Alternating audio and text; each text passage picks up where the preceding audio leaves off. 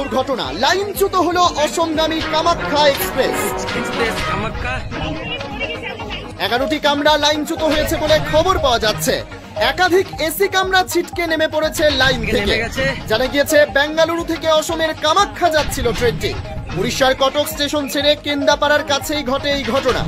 আতঙ্কে নেমে পড়েছেন যাত্রীরা, যদিও এখনো পর্যন্ত হতাহতের কোনো খবর আসেনি।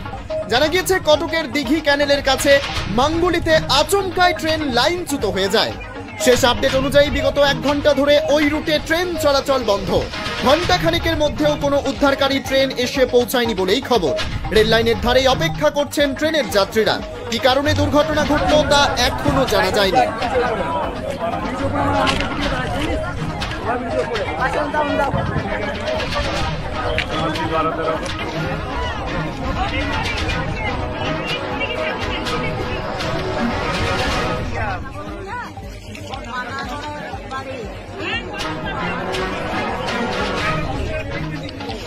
HMDDC এক্সপ্রেস কামাখ্যা রেল থেকে নেমে গেছে, কোন রকম উল্টো থেকে বেঁচে গেছে।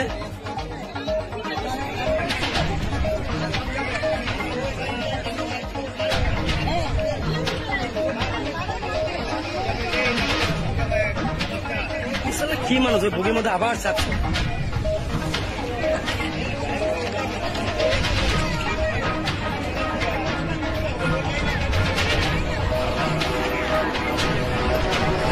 প্যাসেঞ্জারের ভিড় দেখতে পাচ্ছেন।